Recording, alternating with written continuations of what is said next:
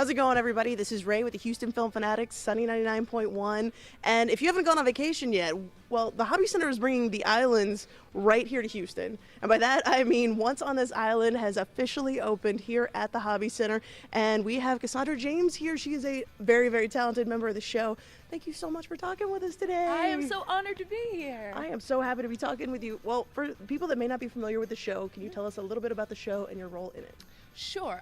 The show is an adaptation of the book My Love by Rosa Guy, which is really like The Little Mermaid, set in the Caribbean. I was like, there's some differences from The Little Mermaid, just a heads up. There are some differences from The Little Mermaid, but it's based on that story. So she falls in love with a boy who's a forbidden boy from the other side of the island, and then she is sent on a journey by the gods of the island to find him. And then she has to make some tough decisions about her life and about the lives of others. Absolutely. Now, what is your role with the show? I play Erzuli, who is the goddess of love. Sweet. That is cool. Especially who doesn't want to be that? Coming off of Valentine's, it's really nice to be able to say I'm the goddess of love. That's awesome. So one of the things that I noticed while watching this show, and I know you were making the Little Mermaid reference there, but I kept thinking while watching it that this feels a lot like Romeo and Juliet. Yeah. I feel like a lot of Shakespearean themes in there, because you've got, of course, the two houses, and in here you've got two different groups on the same island. What are your thoughts on that?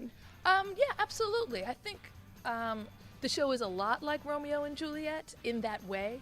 Certainly, there are two different classes of people who are trying to figure out if a relationship can happen. I don't know if I should ruin the end, but we're not gonna ruin it. We're not gonna spoil it. It'll be okay. Doesn't end well. Yeah. So much like Romeo and Juliet, there's some ups and downs in the story that you'll have to ride through. Indeed, but yeah, there are a lot of similarities there. I think those stories, they get told a lot, like in various ways. So like a West Side Story or Romeo and Juliet. Little Mermaid is also, yeah.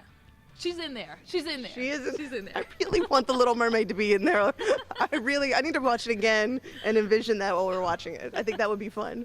Okay, so one of the things that I really liked about the show that really kind of got me thinking was there's a part where the main character, and am I going to say her name wrong? Is it Timu? I was trying. I was very close when I was practicing that.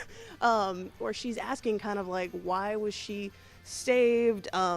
You'll see some things happen in the show where she is a survivor, and basically the response to why she was saved, why the gods chose to save her, was that well, if we knew that, we would be gods ourselves. What set me off on this whole tangent thinking about gods and different films, theaters, different productions, and they're always very fickle creatures. So you being one of the gods, what is your thoughts on the actions of the gods in this show? Oh, well, these gods are very anthropomorphic gods. They resemble human beings quite a bit. So yeah, they are fickle. And they sometimes, I will speak for myself, Erzuli, the goddess of love, she thinks that she is doing what is best there by giving the girl what she wants. But in the end, that might not have been the best thing for her.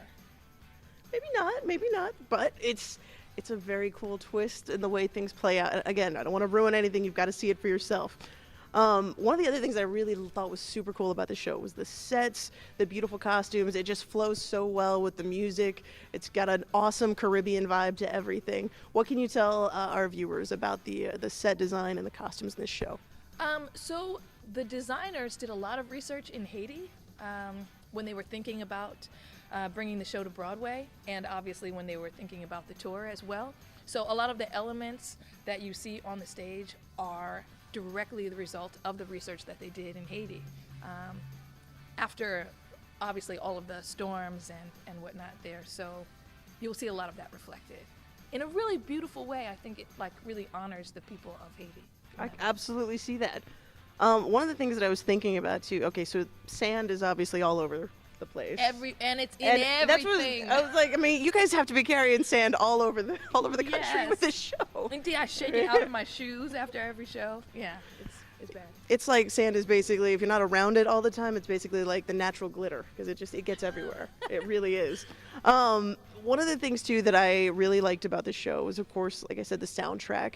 Is there a favorite part of the show that you look forward to audiences watching for the first time?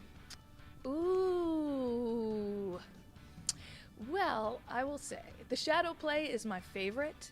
I don't know if you've ever seen a shadow play, but it is glorious and really inventive. So Michael Arden had to think very creatively about how to tell a story with just these shadows, and I think he did an amazing job with that. And it's the story, the backdrop of Timoon's story is a story about colonization and unfortunately, there's some other stuff in there too, but colonization and colorism, but the story is told really beautifully in that shadow play. Well, I have to agree that is a really cool part of the show. Again, not to ruin anything. I'm very reserved in this interview. Sorry, guys. One of the things that I always like to close with is, there's no better praise for a show than from the people that are in it. So why do people in Houston need to come and see Once on This Island? Ooh, they need to come see Once on This Island because it is a beautiful show with music by Lynn Ahrens and Steve Flaherty, who have written some of the most brilliant shows, I think, on Broadway. So the music is wonderful. It is an uplifting show about love, conquering death in a time when I think we all need to hear that message. I could not agree more. That was beautiful. Well, guys, you need to come down, see Once on This Island. Just get away for a few hours and really let these guys take you on a journey. I mean, there is everything in this show: love, death, tragedy. It's hope. There is a whole bunch in there that is really going to hit you right in the feels, and you're going to have a good time doing it. So check out Once on This Island. It is playing now at the Hobby Center through March the 1st. Tickets are on sale at tuts.com. And come see Cassondra, come see the rest of the cast, and let them sweep you away. Thank you so much for talking with us today. Thank you. This is Ray with the Houston Film Fanatics, Sunny 99.1, and we will catch you guys next time.